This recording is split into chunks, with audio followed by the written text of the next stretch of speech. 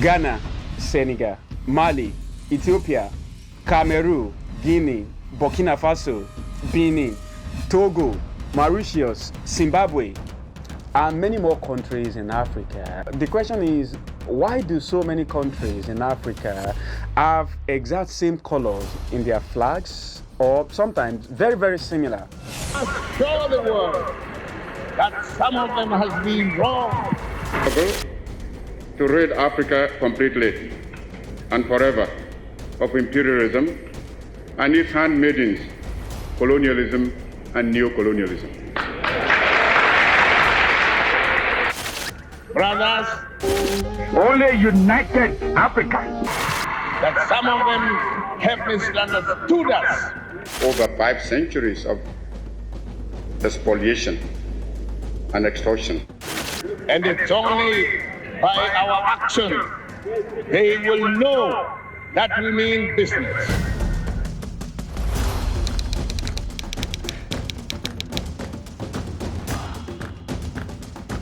If you are going to answer the questions about why so many countries in Africa are having either similar colors in their national flags or the same color in many cases, we are going to have 2 answers.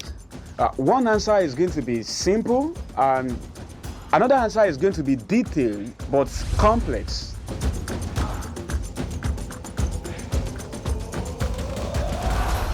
I think we should start with the simple answer, which is if you go back in history, 1950s, 1960s, many African leaders during this era saw a vision of Africa in which everybody in Africa see themselves as one entity, one nation, a united people.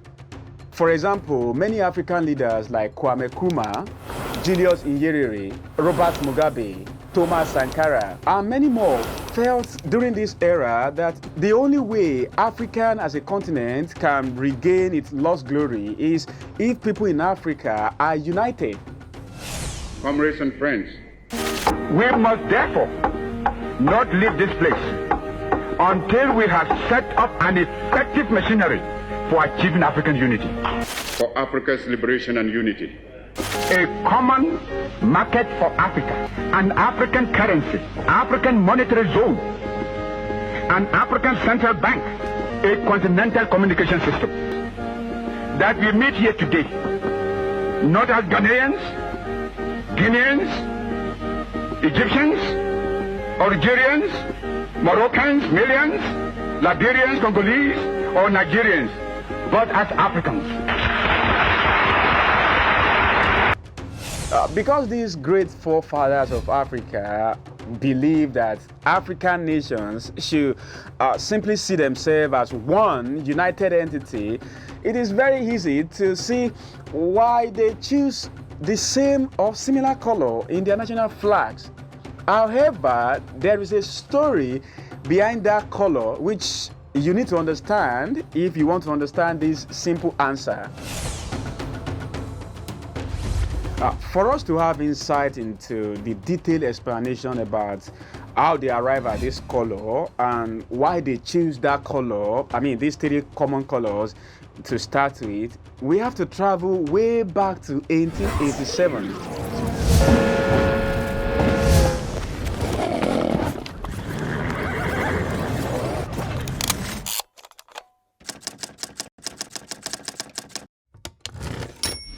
Now in 1887, don't forget that all the churches in Africa were started initially by European missionaries, and they started school alongside their churches.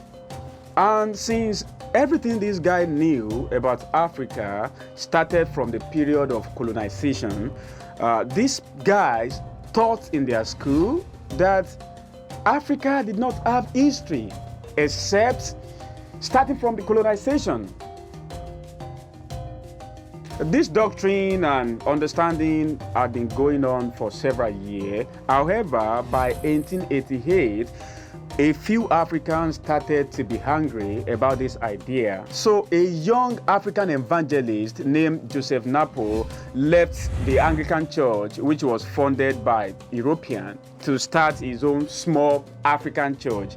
In fact, this guy called the church the African Church. 4 years later, in 1892, another black preacher in South Africa broke away from European church, and he went to go and start his own church. This time around, he called it the Ethiopian Church. Around this same time, black slaves who were in the United States started looking for something to console them, something to give them a sense of identity.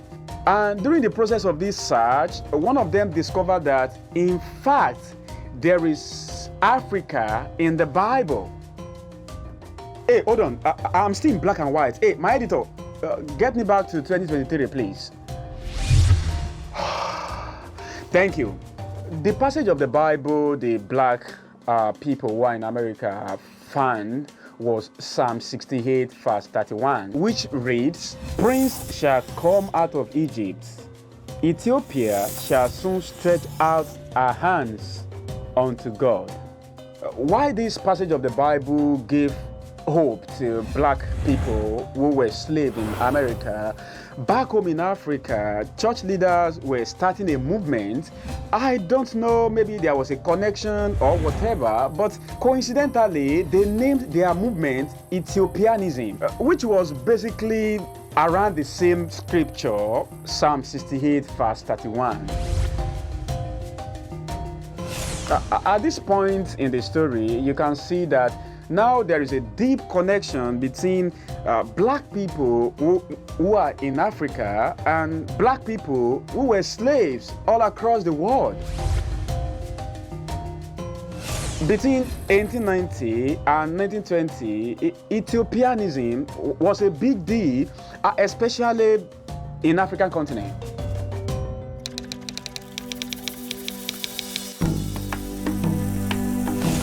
Now, don't forget that Ethiopianism started from the church, and most people who were championing it happened to be church leaders. However, there were so many black people all across the world who were not Christians, and some did not even believe in God. So, if you really want to put all black people together, you have to create something that is secular. Around 1897, an African lawyer by the name Henry Sylvester started what he called the African Organization. And a few years later, they changed their name to Pan-African Organization. The goal of the Pan-African Organization was to unite all African, all black people all across the globe and make them feel that they are one and a united body. So Pan-African Organization started having conferences in major cities of the world. For example, in 1900, the first Pan-African Conference was held in London. In 1919, the same conference was taken to Paris. In 1927, Pan-African Organization took their conference to New York. And in Manchester in 1945. Like that, in different cities all across the world, outside Africa, in Europe, in America, Pan-African Organization were having meetings. And between all these meetings, there were hundreds, if not thousands, of local, smaller meetings that were happening between African communities. Now, this is where we are going with this whole story. It was in these local meetings and international meetings that the first leaders, or let's say the first set of leaders of Africa, like those guys I have mentioned earlier, like Kwame Nkrumah, it was in this meeting they got involved with Pan-Africanism. Now, if you really want to understand this story very well, I need you to search Google for Pan-African Organization, then go to Wikipedia, and on Wikipedia page, you are going to read the names of the leaders, the leaders of Pan-African Organization. You know what is funny? Yeah, you see, All these leaders who happen to be the convener or the leaders of Pan-African organization happen to be the first set of leaders that Africa had. And I'm going to give you some examples. Kwame happened to be an important leader in Pan-African organization, and he ended up becoming the first president of Ghana.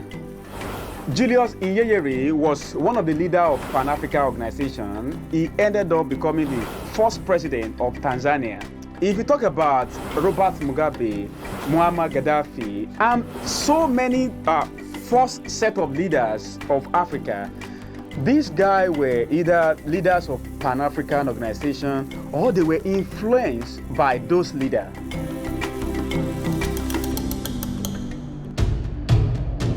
By now, you know where this story is heading, but if you have not seen it, let me take you there.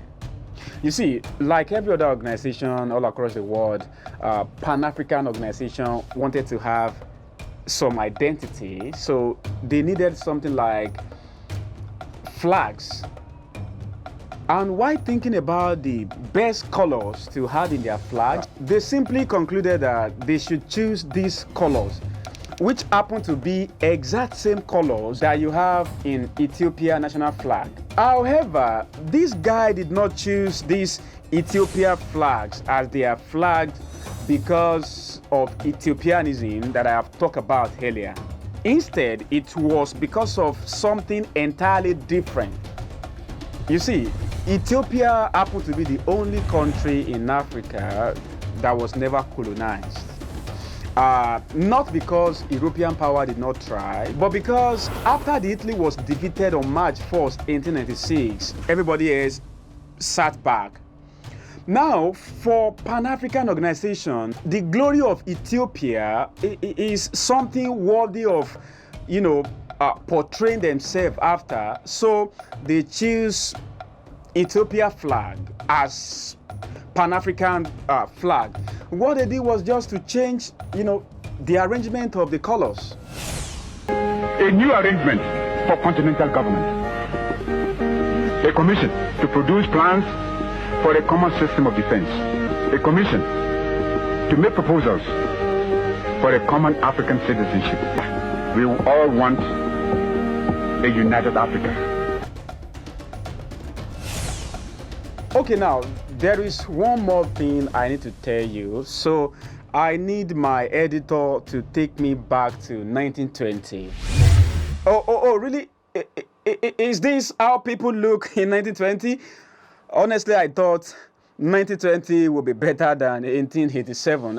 Anyway, by 1920, one of the Pan-African leaders, Marcus Garvey, was thinking about how to create a unique, and wonderful, and very creative flag for the organization he loved so much. And you want to see the flag this guy created? This one, instead of green, yellow, red, this guy with his creative genius decided to design red, black, green. You can agree with me, the guy must be like the most creative human on earth to have been able to do that, right? Anyway, starting from 1920, the Pan-African flags become this and this. And do not forget what I told you earlier, that is, members and leaders of Pan-African organization happen to be the guys that ended up becoming the first set of leaders for African countries. So what happened is, after these guys became president of their country, they simply started choosing those two colors and started mixing them together. Some took the first flag, changed the color, and some other people mixed the color. Some other people, had a few creativity. That is how you end up with these national flags. You get the idea. Many countries in Africa have national flags with similar or the same color. not because our forefathers were not creative enough to design something out of this world, but because they believe or they had a vision of a continent where people are one. If you are going to eventually create such continent, maybe you should start by using certain colors to show that unity. Unfortunately, the vision of our great-great-grandfather, that vision of unity, I think, never come to pass. If I have the inspiration and the time, later on this channel, I'm going to make a video about the reason why African countries are not united and why we may never be united. If you like this video, yeah, maybe you should share it with somebody. Like it, that helps the algorithm. And if you have not subscribed, maybe you should.